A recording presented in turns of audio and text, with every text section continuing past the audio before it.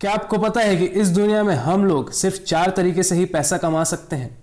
पहला है as a employ, मतलब किसी भी बड़े या छोटे कंपनी का एम्प्लॉय या सरकारी ऑफिस का कर्मचारी या फिर एक दैनिक वेतन वाला मजदूर। दूसरा है एज अ एम्प्लॉयड, मतलब एक खुद के छोटे ऑफिस या दुकान के मालिक के रूप में, जैसे एक दुकानदार या एक्टर या म्यूजिशियन।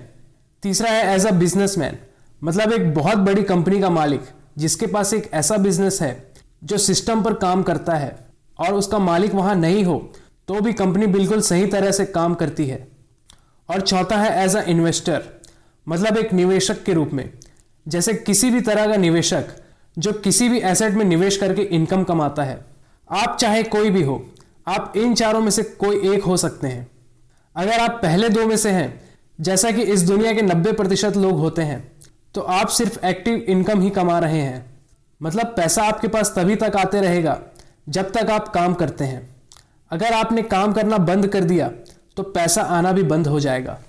और अगर आप तीसरे या चौथे कैटेगरी में आते हैं तो आप बेशक बहुत अमीर इंसान हैं, क्योंकि इस कैटेगरी के लोग पैसिव इनकम कमाते हैं, मतलब ये लोग पैसे के लिए काम नहीं करते बल्कि पैसा इनके लिए काम करता है। अगर आप सच में अमीर बनना चाहते हैं और अगर आप अभी पैसे कमाने वाली कैटेगरी में हैं, तो आपको अपनी एक्टिव इनकम के साथ साथ एक निवेशक के रूप में भी इनकम कमाने के बारे में जरूर सोचना चाहिए। और ऐसा सिर्फ इन्वेस्टमेंट करके ही पॉसिबल है। मतलब यह है कि अगर आप एक इन्वेस्टर बन जाते हैं तो आपके अमीर बनने की संभावना बढ़ जाती है।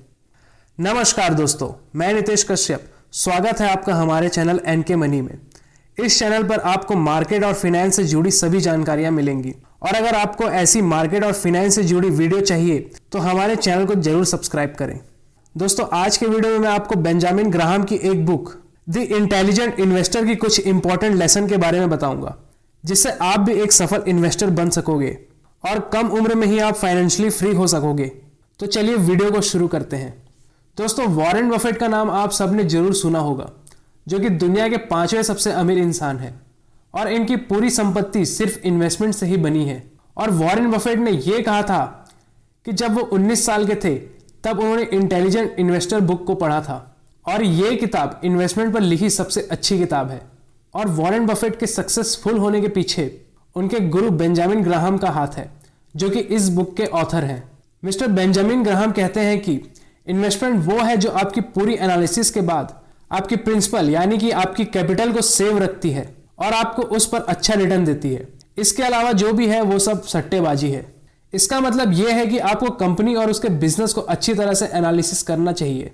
आपको अपनी इन्वेस्टमेंट राशि को लॉसेस से बचाना चाहिए और आपको इन्वेस्टमेंट पर उचित रिटर्न मिलने चाहिए। तो दोस्तों, हम यूं ही किसी को इन्वेस्टर नहीं बोल सकते। जो इन तीनों पॉइंट को फॉलो करता है उनको इन्वेस्टर कहा जाता है। तो आपको सोचना चाहिए कि क्या आप इन्वेस्टिंग कर रहे हैं या फिर सट्टेबाजी। ये दोनों ही अलग अलग चीजें हैं, इसलिए जब आप इन्वेस्टिंग कर रहे हैं तो सिर्फ इन्वेस्टिंग के बारे में ही सोचें और जब सट्टेबाजी कर रहे हैं तो सिर्फ सट्टेबाजी के बारे में ही सोचें। दोस्तों, इन्वेस्टर बिजनेस के वैल्यू के अनुसार स्टॉक की वैल्यू निकालते हैं और वही एक इंटेलिजेंट इन्वेस्टर शेयर प्राइस गिर रही है इसलिए कभी शेयर को नहीं बेचते, बल्कि ये चेक करते हैं कि कंपनी के बिजनेस की वैल्यू में कोई चेंज हुआ है क्या। मिस्टर ग्राहम कहते हैं कि इन्वेस्टर को कभी भी कंपनी का पास्ट देखकर उसके फ्यूचर का अनुमान नहीं लगाना चाहिए। जब सारे इन्वेस्टर को लगता है कि किसी स्टॉक में गारंटीड पैसा बनेगा तो वो उसे खरीदने लगते हैं, जिससे शेयर का प्राइस बढ़कर ओवर वैल्यूड हो जाता है। इन्वेस्टिंग में जनरली यह माना जाता है कि आप जितने ज्यादा रिस्क लोगे उतना ही ज्यादा आपको रिटर्न भी मिलेगा, लेकिन मिस्टर ग्राहम ऐसा नहीं मानते। उनका कहना है कि रेट ऑफ रिटर्न इस बात पर निर्भर करता है कि इन्वेस्टर कितना समझदारी से एफर्ट लगा रहा है। मिस्टर ग्राहम के अनुसार आईपीओ में इन्वेस्ट करते वक्त आपको ज्यादा केयरफुल रहना चाहिए। इसके पीछे 2 वजह है।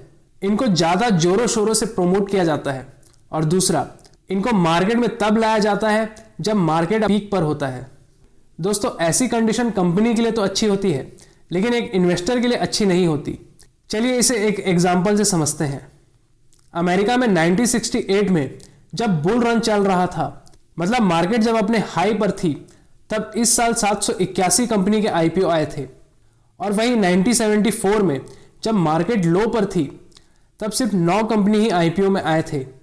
तो इसलिए एक इंटेलिजेंट इन्वेस्टर को ऐसी सिचुएशन को परखने आना चाहिए। दोस्तों, आईपीओ में शेयर के प्राइस इन्वेस्टमेंट बैंक निश्चित करती है जब इन्वेस्टमेंट बैंक शेयर प्राइस निश्चित करती है तो उसमें बार्गेन मिलना बहुत मुश्किल हो जाता है, और वही लोगों की ग्रीड और फियर की वजह से सेकेंडरी मार्केट में बार्गेन अपॉर्चुनिटी मिल जाती है। आइए जानते हैं कि शेयर मार्केट में बार्गेन क्या होती है। दोस्तों, जब किसी स्टॉक की वैल्यू उसके सेलिंग प्राइस से ज़्यादा हो तो उसे हम बार्गेन इशू बोलते हैं। मिस्टर ग्राहम का कहना है कि कोई स्टॉक तब अच्छा होता है जब उसकी वैल्यू उसकी सेलिंग प्राइस से 50% ज़्यादा हो। एग्जाम्पल के लिए मान लीजिए किसी स्टॉक की कीमत अगर 100 रुपये है तो वह अच्छा स्टॉक तभी कहलाएगा जब उसकी कीमत 150 रुपये या उससे ज़्यादा हो जाए। बार्गेन पता करने का एक और तरीका होता है, जैसे जब कोई स्टॉक उसके वर्किंग कैपिटल से भी कम दाम पर सेल हो रहा हो तो। वर्किंग कैपिटल का मतलब होता है कंपनी के टोटल एसेट और कंपनी की टोटल लायबिलिटीज के बीच का अंतर। दोस्तों, आप किसी स्टॉक में इन्वेस्ट कर रहे हो तो आपको एनालिसिस करते वक्त अपने दिमाग में यह बात रखनी चाहिए कि आप उस कंपनी को खरीदने जा रहे हैं। इसलिए जब कंपनी के स्टॉक वर्किंग कैपिटल से कम भाव पर मिल रहा हो तो इसका मतलब यह है कि आप उस कंपनी के बिल्डिंग और मशीनरी का खर्च बचा लिए हो। ज़्यादातर इन्वेस्टर भीड़ को फॉलो करते हैं, इसलिए अगर कोई स्टॉक बार्गेन में मिल रहा हो तो वो उससे दूर भागेंगे, क्योंकि बाकी लोग उस स्टॉक में इन्वेस्ट नहीं करते हैं और जो स्टॉक ऑलरेडी बहुत महंगा हो गया हो उसमें इन्वेस्ट करते हैं, क्योंकि बाकी लोग भी उसी में इन्वेस्ट कर रहे हैं। जबकि एक इंटेलिजेंट इन्वेस्टर जब कोई स्टॉक अंडर वैल्यूड होता है तब उसे खरीद लेता है, और जब वो बहुत ओवर वैल्यूड हो जाता है तब उसे बेच देता है। और कुछ लोग ये भी समझते हैं कि जब किसी स्टॉक की वैल्यू बहुत ज़्यादा बढ़ गई है तो वो स्टॉक ओवर वैल्यूड हो गई है, और जब किसी स्टॉक की वैल्यू गिर गई है तो स्टॉक अंडर वैल्यूड हो गई है। जबकि शेयर की वैल्यू का पता करने के लिए हमें उसके बिजनेस की वैल्यू पता करनी चाहिए। चलिए अगले पार्ट की ओर चलते हैं। दोस्तों, स्टॉक मार्केट में उतार चढ़ाव होता ही रहता है और इन्वेस्टर इसका फायदा लेना चाहते हैं, और इसी वजह से वो मार्केट को टाइम करने की कोशिश करते हैं, यानी कि आने वाले टाइम में क्या होगा ये पता लगाने की कोशिश करते हैं। यदि उनको लगता है कि मार्केट ऊपर बढ़ेगा तो वो शेयर खरीद लेते हैं। अगर आप अंदाजा लगाना शुरू कर देते हैं कि मार्केट ऊपर जाएगा या नीचे तो आप एक सट्टेबाजी कर रहे हैं। जबकि एक इंटेलिजेंट इन्वेस्टर को यह बात पता होती है कि मार्केट में उतार चढ़ाव तो होते ही रहते हैं, और ये एक इन्वेस्टर को अच्छी अपॉर्चुनिटी ढूंढने में मदद करता है। दोस्तों, शेयर प्राइस कई बार ऊपर नीचे होते रहते हैं और इन्वेस्टर करेज दिखाकर और अलर्ट रहकर ऐसे अपॉर्चुनिटी का फायदा ले सकते हैं। और दूसरी बात यह कि ज़्यादातर बिजनेस की क्वालिटी और करेक्टर लॉन्ग टर्म में बदलते हैं, इसलिए हमें अपने इन्वेस्टमेंट को रिव्यू भी करते रहना चाहिए। स्टॉक मार्केट ऑप्शन बिजनेस पर चलता है, इसलिए फ्लक्चुएशन स्टॉक मार्केट का हिस्सा है।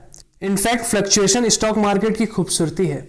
अगर आप कंपनी के वैल्यू को देखकर कंपनी में इन्वेस्ट कर रहे हो तो भले ही उसके शेयर प्राइस नीचे गिर रहे हो तो आपको चिंता करने की जरूरत नहीं है, और अगर प्राइस बढ़ जाती है तो भी आपको ज़्यादा एक्साइटेड होने की जरूरत नहीं है।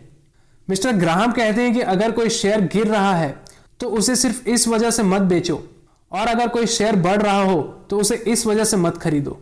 दोस्तों, आज के लिए बस इतना ही। अगर आप भी एक सक्सेसफुल इन्वेस्टर बनना चाहते हैं तो आपको भी इंटेलिजेंट इन्वेस्टर बुक जरूर पढ़नी चाहिए।